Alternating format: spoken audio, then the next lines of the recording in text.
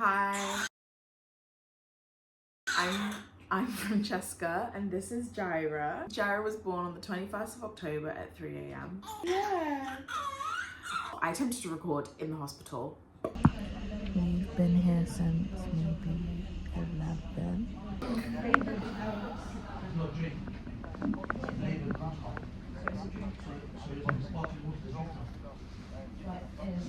Trying to get grumpy. Just want to be induced now. Just want to meet Jaira, meet my baby. That did not work. Now I'm like nearly 4 months postpartum, and it just feels, it's almost feeling like too distant now. So I've kind of gone complete opposite direction. But yeah, I just want to share my birth story. I found out I was pregnant around the 4th of March, and it was quite an uneventful pregnancy, all besides the fact that I had, I think it was either low or high, I'm pretty sure it's low PAP A levels, which means that there was like a bit of protein in my urine, I think, and that was like an indication that there was like something slightly like suboptimal with my placenta essentially, but nothing major. I was still considered a low risk pregnancy. I wanted a natural, like vaginal, unmedicated water birth at Chelsea Westminster Birthing Centre, kind of like a midpoint between like a labour ward and a home birth, by which I mean like you've got the home birth elements because you can kind of do like aromatherapy, music, and like there's like a bed there for your partner to like sleep on, and it's just got a bit more of like a homey environment with a tub, whereas like yeah, in the labour ward you can't, I think there was like there's like one room on this particular ward with a tub, and it's a little bit harder to come by. We went to this breastfeeding course and I took a tour of the birthing centre afterwards, and I was like, this is perfect. There was like a yoga ball in the corner. It all felt kind of like quite comfortable. It was quiet and serene on the ward. I was like, oh my gosh, I'm gonna be the loudest one here by far. I had my plan A super fleshed out, very clear. I like went onto Canva and like used a little template, made it all cute and like pastel pink. I was like, oh, I'm feeling this. And I remember I had an appointment with a midwife who was, you know, in the moment felt like a bit of a Debbie Downer. She was just kind of reminding me that, you know, things don't always go according to plan, but like every detail on my desired like plan A birth plan, she just was like, yeah, that might not happen. Yeah, probably not gonna happen, that one. And I was just thinking like, oh my God, this is awful. And on the 15th of October, this is when things start to get a little bit sticky. So basically I had an appointment, not at my regular hospital. Normally I was at Chelsea Westminster. This one was in Pimlico or something. Normal at first, scans, everything normal.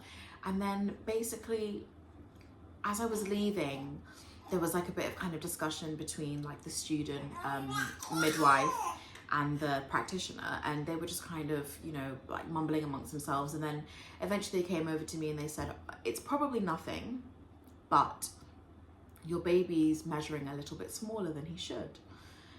His growth rate has dipped ever so slightly. It's like borderline, like it's not even a proper concern, but just a bit of a heads up for you. Okay, it is what it is. I wasn't freaking out too much at that point. And yeah, so then I left. And then I left the appointment and I'm sat in the hallway just trying to kind of catch my breath, like opening Citymapper, trying to figure out like where, like how I'm getting home and whatnot. And the student comes back out to the hallway to grab me. And she's like, oh, you're still here, great. Just come back in for a minute. And then this is where I started to get worried. I was like, oh my gosh. And also I'm thinking, what if I'd left? What if I'd had better lung capacity and I've been like halfway down the street? But anyway, I go back into the room and they're like, it's so borderline that it's not a concern, but if he was literally like a centimeter smaller, we would suggest that you go in for monitoring. They were saying that as babies grow, their bone density increases, and so it can be harder to measure baby accurately. And it could be that this, you know, he's measuring slightly small actually isn't the case, and it could be that he was over measured last time and maybe under measured this time, and there's kind of no way to tell. And given that it was so borderline, like it's not really worth freaking out over. I'm holding it all together, and then I just breakdown, and I'm just crying in this building, and I'm like, I need to get out. And I've been so like intentional throughout my pregnancy about not getting too distressed and not letting, because you know, you don't want to upset the baby, you don't want to get baby stress. So I left the building and like called my boyfriend and was like, okay, this is what's going on, and just kind of took a moment to collect myself. And we decided that all of this upheaval was going to be more of an issue for baby than the likelihood of him actually being a bit smaller. And I had another appointment in 3 days' time. We carried life on as normal, almost too normal. We went to see Smile on like the 17th, but terrifying.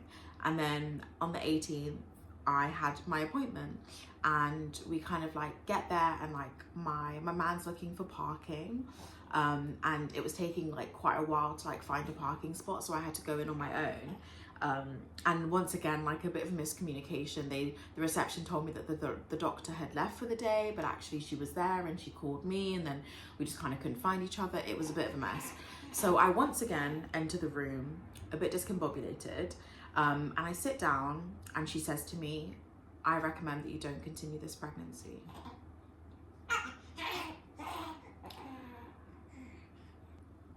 I don't really understand what you're saying. I felt really angry. I felt really upset.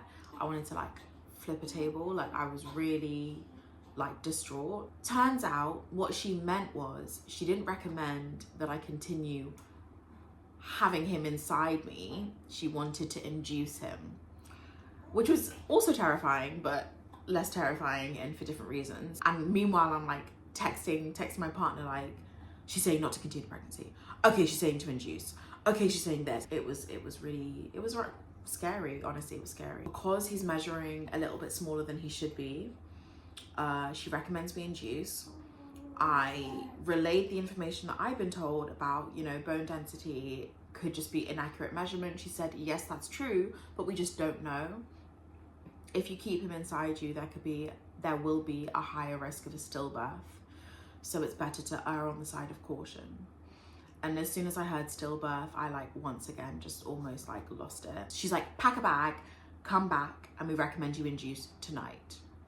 And I'm thinking, like, I'd only been on maternity leave for a week. I didn't like feel ready, like physically, like at all. And his due date was the 3rd of November.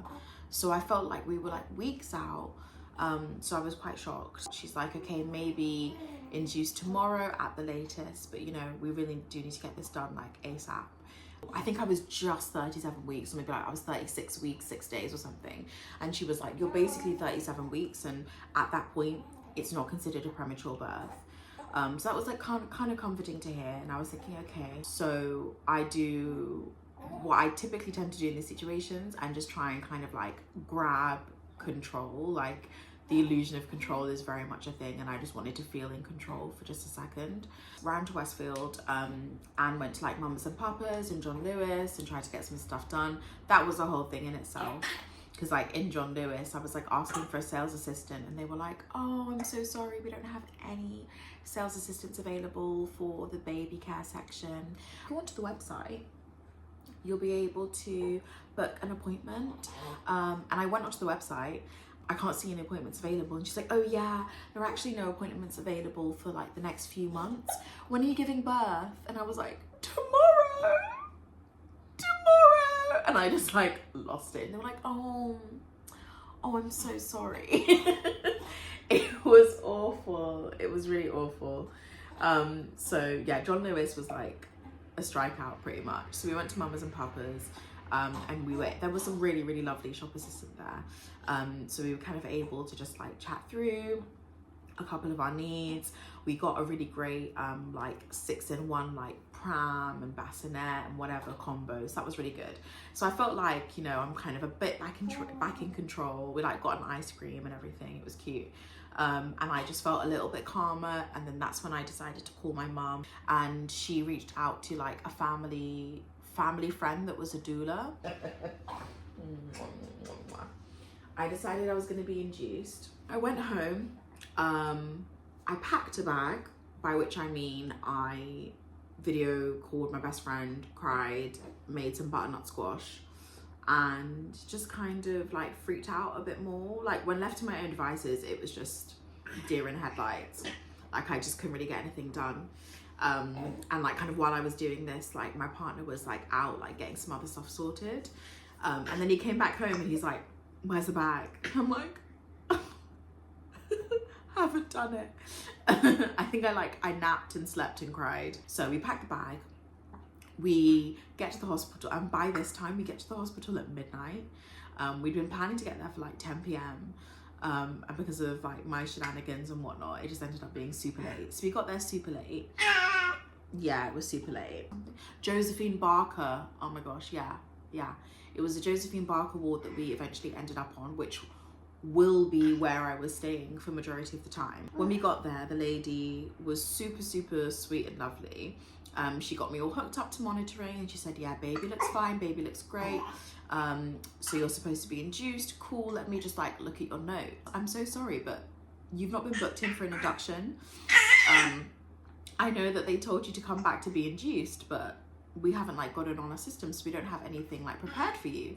So I'm gonna book you in.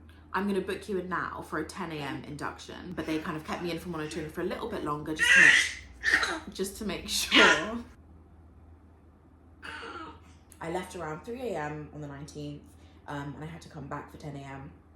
As you can imagine, I got no sleep. It was that feeling of excitement, you know, when you're like a kid and you're like in primary school and you're like going on a school trip the next day. Like it was that feeling. Like I was just so excited I couldn't possibly sleep. In hindsight, I wish I'd rested more. My partner kept telling me like, go to sleep, you should be resting. But I was like up, I was like messaging people, I was like doing video calls, I was just kind of letting everyone know, yeah, I was being a chatterbox, just like you are. Yeah. That day was like pretty low-key. I had kind of like my partner and my mum like in and out helping me, like bringing me food and stuff. To be fair though, like the hospital food was like all right. They like came with this menu and stuff like that. So yeah, I was kind of like keeping my energy levels up, and I've been working out throughout my pregnancy, like quite late into my pregnancy. So I was kind of, you know, kind of still used to like being quite active, being quite mobile, so which was really, really positive, definitely helped. And yeah, so kind of on that day, like I remember being told that I was going to be induced and therefore couldn't be on the birthing center. That was really heartbreaking for me in the moment. And so kind of like anywhere where I could have like a similar enough experience to my plan A, I was like just kind of like going for it and asking for it. So for example, I was like begging for a yoga ball, and they was like, oh, like we'll look for one, we'll get back to you, and kind of didn't hear back from anyone. And then I was like walking past, like the yoga ball was left, and I was like, it's got my name on it. Grabbed it, brought that into my room. I was like, oh, this is perfect. My little cubicle rather. I was like, oh, this is perfect. The night of the 19th was when Ish started to get serious. Was definitely feeling the contractions. I was in quite a lot of pain. But it was fleeting. Like at that moment, it was still fleeting. I think I was around like 2 centimeters dilated. But the dilation that I remember the most was being 2 centimeters dilated. I was feeling the contractions. And, you know, people say, it definitely is like similar to period pains. Like it's the same like species of pain, but a different animal. It's a different animal. But like at this point, it was still quite, you know, you could ride the waves. Like I would pause speaking a little bit, like during the contraction.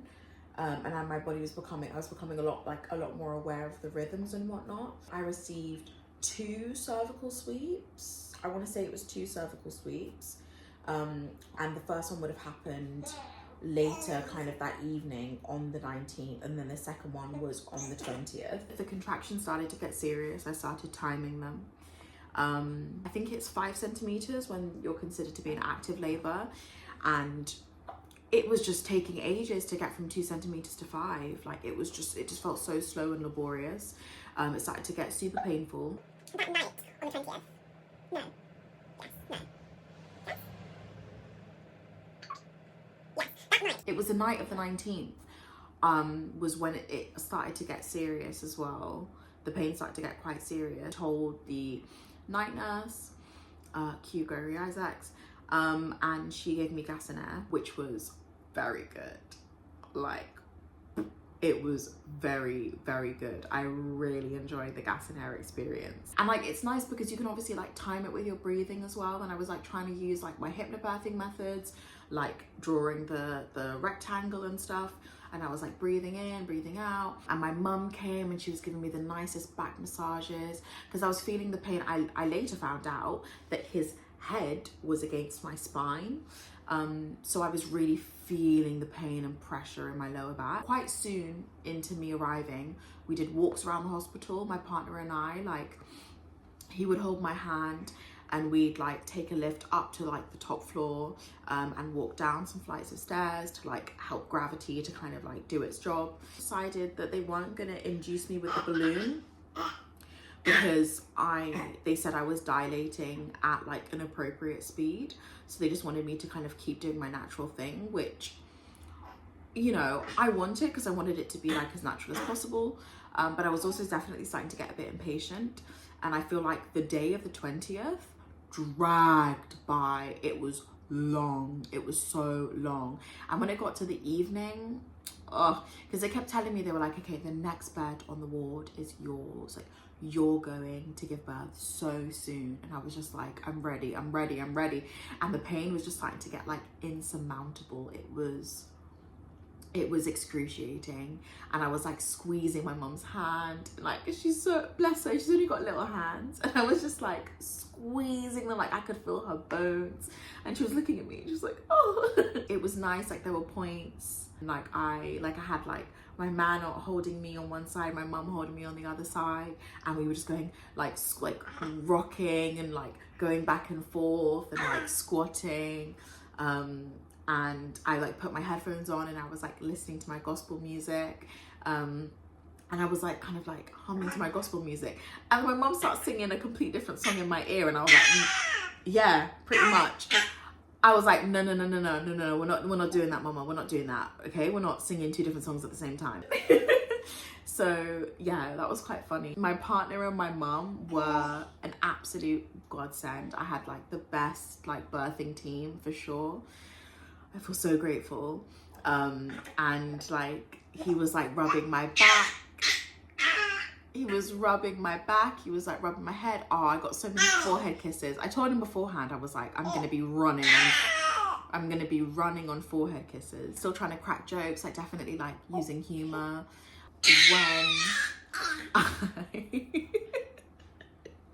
At some point on the evening of the 20th, I got my mum to do my makeup in between contractions and I was like directing her. It was like a real life beauty tutorial. Having a wee was so uncomfortable when you're that far dilated. Like the pressure just feels like so intense. And it was just so uncomfortable. I was 2 centimeters dilated for ages, what felt like a lifetime. You know, they don't want to do the cervical sweeps like too often. So when they came back, like I think I was only 3 centimeters dilated and I was thinking, why isn't this speeding up? And then I just like shot up from 3 centimeters to like, I want to say 6 centimeters dilated. And I was just like suddenly like there. And I was in active labor and I felt like I was going to give birth on the floor. I was praying so intensely. I've never prayed that hard in my life. Like I was so, everything just felt raw. You know, there had been like a death like not too long before as well. Like a colleague / friend had passed and I was just having this like big like existential like pondering, thinking about life and love and death and everything in between. That's probably when I like started kind of cranking the tunes up even more and just really trying to kind of let my like push playlist do some more of the heavy lifting.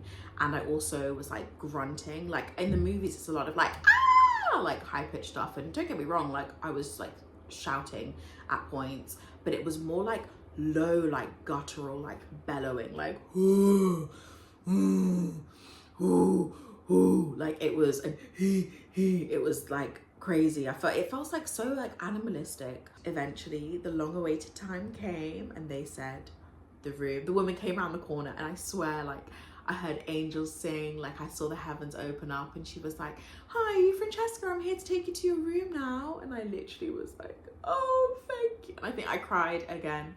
I think I cried the whole way through, honestly. I was immediately asking, like, how far is it? Thank God it was only like a 2-minute walk. When we went into this room, I saw the pool. This is where we are. Because up until this point, they told me that I almost certainly wasn't going to be able to have a water birth, like the pool water, all that kind of stuff. Like, there's only one room with a pool, like you're probably not going to get it, yada yada. So when I walked in and I saw that pool, I like jumped for joy, and they were like, "Okay, we're just gonna get the water filled up and nice and warm for you now." Like, I felt like I'd been in the trenches and I was suddenly like entering a spa. Like, I was like, "Oh, thank God." And I looked up, like I was saying, "Oh, thank God," and like about the pool, and I looked up and I saw speakers in the ceiling, and I was like, "Are those speakers?" And she's like, "Yeah, you can hook up your phone to play music." I was like, "Oh, finally." So and then I put my push playlist on, and we have like Madison Ryan Ward playing. I felt so grateful. I was so happy and relieved. So yeah, that was like intense. So this had to have been around midnight. So we're kind of getting into the 21st now. This is the room I'm gonna give birth in. I finally get into the bath, and I can't lie, like I learned what mucus plug was like very late into the game. It's kind of crazy, and especially like when you're in the water, like I felt like I was in Finding Nemo. It was mad. So I'm kind of in the water, and the one thing that I didn't know about water births as well is that when you're in the water, it can be kind of hard to monitor baby's heartbeat. Obviously, like prior to this point, like I was considered a low risk pregnancy, but with all the recent developments, is that drool or vomit? It's just drool. With all the recent developments, they needed to monitor his heartbeat a bit more closely, which was a bit hard to do. So they gave us like, there were 2 methods to monitor his heartbeat, and I opted for like the slightly less invasive one, but that meant that it wasn't as secure. So it kind of like came undone a couple times in the water, which was a bit scary, because then the machine's like beep, beep, beep, and you think there's something wrong, but there's not, it's just slipped. And it also meant that I couldn't spend as long in the water, and it meant I couldn't actually deliver him in the water. I was just in there for a little bit of time for pain relief. So yeah, it technically wasn't a full water birth, but I did get to spend like a nice period of time like in the water, which really, really helped. And I was on all fours in the water. Like at points I was sat back because there was a nice little ledge in the tub. And then when I could feel the contraction, like that, I screamed like that. Well done, Jai. Thanks for the demonstration. I was still quite like with it. Like I was having conversations throughout the whole thing. They said that they could potentially kind of give me an injection to help speed up the dilation process and help kind of get him out faster. I was like, yes, bring it on. Yes, please. And then kind of like when the time came, they were like, "Oh, you're doing so well, and it's actually moving along like quicker than we expected, so we're not going to give you the injection." So I'm in the hot tub. No. Put it together. From 12 to 3, that's when the magic's happening. I'm in the hot. No, I'm not in the hot tub. I'm in the birthing pool. My music's playing in the speakers. During the contractions, I get onto all fours in the pool. In between contractions, I'm sat on the ledge. There was a point where I was in the pool and I just felt like I was like staring death in the face. Like, it's so morbid, but I was like absolutely like horrified with the level of pain that I was feeling. When they first told me they'd have to induce me, I remember thinking to myself, oh gosh, I wish I'd done that labor pain preparation, because there's like this thing that you do when you like hold an ice cube for a minute and stuff like that. And at that point, the pain I was feeling, I was kind of cracking up, because I was like, there is no amount of preparation I actually could have done to prepare me for this moment. Like, obviously, you know, you work out, you eat well, and you do everything that you can for the surrounding factors. But the pain that I felt, despite hearing everybody describe the pain, and also, to be fair, I have a low pain threshold, or I thought I did. And this was just an inconceivable amount of pain. And I'm crying and I'm like, I can't do it. And then eventually the dreaded moment comes and they're like, Francesca, you have to come out the water now. Like, it's getting too hard to monitor his heartbeat. The water's kind of like taken you as far as it can go. You need to come out now. And they were begging me to come out the water for ages. And I was like, no. And then my man put his hand on my arm and he like looked at me and he was like, Francesca, it's time to come out now. And then I get onto the bed and I really did not think I'd end up spending that much time on my back. Like, I wasn't fully on my back. I was like on my back, but like diagonal. Oh, sorry, darling. I was on my back, but diagonal. So I was kind of like this way. Because the pressure, the pain, the pressure on my lower back was very intense. And then finally she's like, okay, I'm gonna check how far dilated you are now. I was like 7 or something. And bear in mind, I think when I entered the room, maybe I was like 6 centimeters dilated or something. And I only had gotten to 7.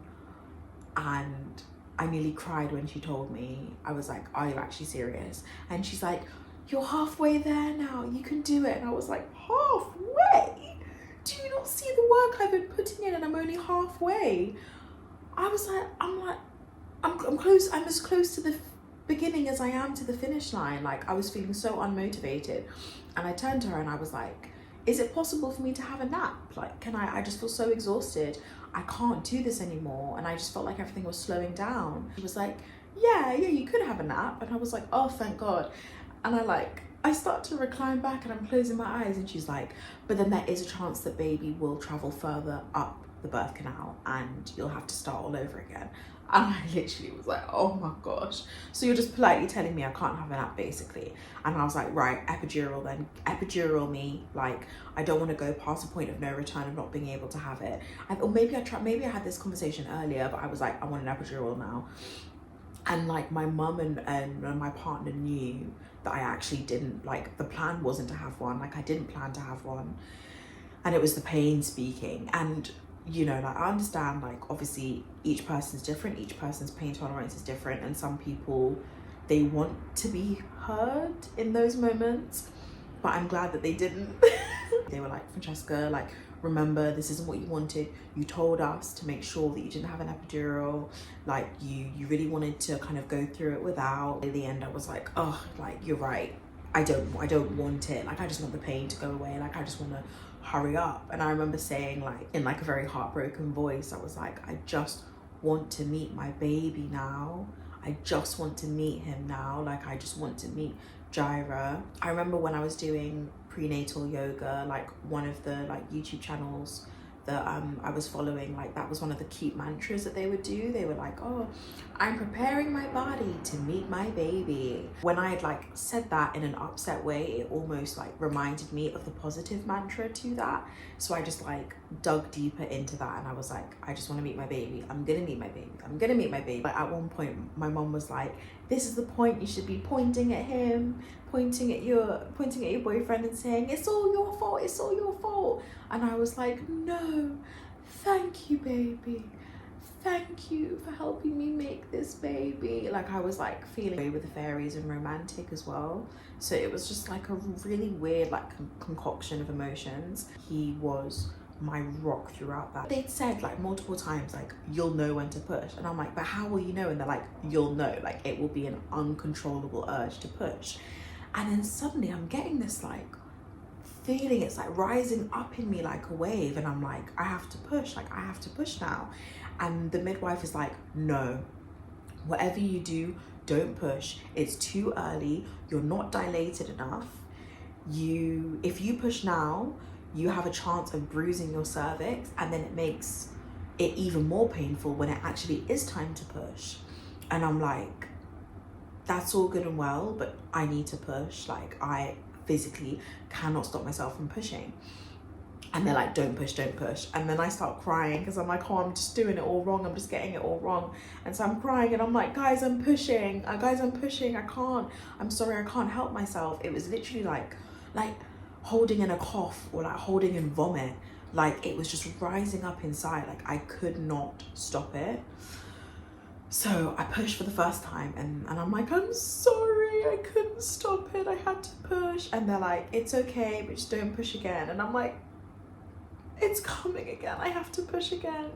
And they're like, don't push again, don't push again. And we have the same back and forth about 3 times. But what is that feeling? There's a feeling inside of me. I'm either gonna do the biggest poo I've ever done in my entire life and ever will do, or that's my baby's head. Like I feel like I can feel him coming out my bum. Like what is that feeling? And then she like does a little bit of investigation. She has a look and she's like, oh, hang on a minute, that's his head. And I was like, oh, like no sweeter words had ever been spoken. Like when I heard her say, that's his head. Oh my gosh, I could cry just thinking about it now. I was like, I felt like I just jumped in a bath of like milk and honey. Like I was just, but not like that, because that would actually be kind of gross. Like, it was an incredible feeling. It was such an incredible feeling when she said that. And that's when I was like, okay. And it's so funny because like your intuition, like your body really just knows what to do. And when she said that, I was like, okay, great, like let's keep going. And that's when it was like, okay, push. There were 2 pushes I wasn't supposed to do, and then there were 2 pushes that everybody was on board with me doing. And then he was out, and he was just suddenly out. So beautiful. He came out with his little cone head and everyone was like, oh, don't worry, his head will go down. And the first thing I said, oh my God, Jaira, oh my God, thank you, Jaira. He didn't cry when he came out. And I was, you know, like for a brief second I was worried, but then I just got this overwhelming like peace within me, and I was like, no, everything's fine. Everything is perfectly fine. And they rubbed him down, and like in the video you can see me like, don't rub him too much. I want to keep the vernix on him. That's part of my birth plan. Please don't rub him too much. Okay, next thing, skin to skin contact. Let me pull my gown down, put him on my chest.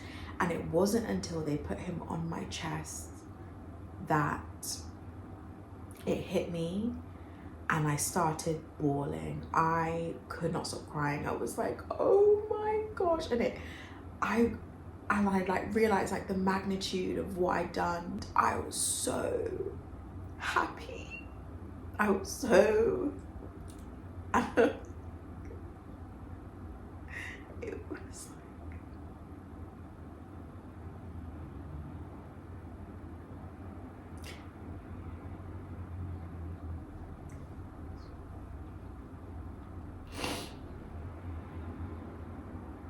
yeah, it was single-handedly like the most transformative, like overwhelming experience ever.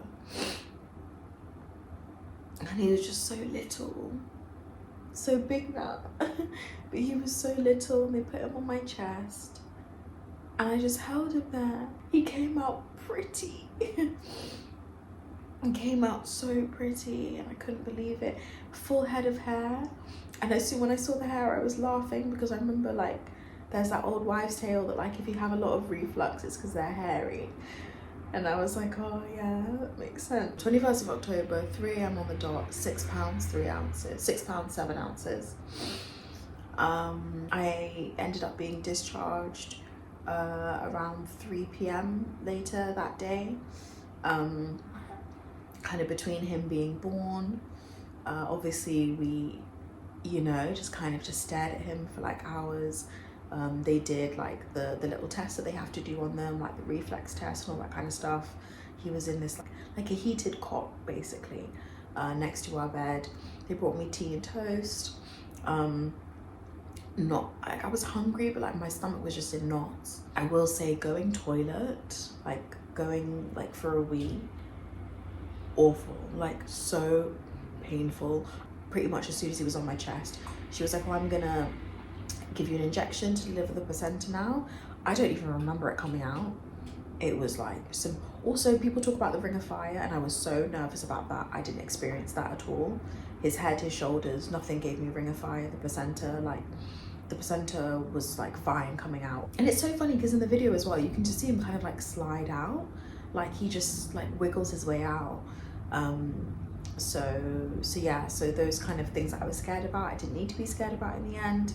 Obviously everybody's different, each pregnancy is different, and she gave me a little injection to stitch me up. I only had a 1st-degree tear, which I'm super grateful for. So I only had 3 stitches, and one of those was cosmetic. It was a weird sensation being stitched up, because you can like feel like the thread or whatever like going through you. It's uncomfortable, but it wasn't painful. But it was, I just started puffing on the gas and air again. It wasn't too didn't take too much of a toll on my body. So that's why I was able to be discharged like so quickly. They would have discharged me earlier, but the particular department where they needed to send some sort of sample or something from like opened it at midday. So that's why we ended up being discharged at 3 p.m. Well, actually no, I think we were discharged at like 2 p.m, but it took us an hour to like get ourselves together. And yeah, like newborn life is like a whole other conversation. But that is my birth story. Thanks for watching.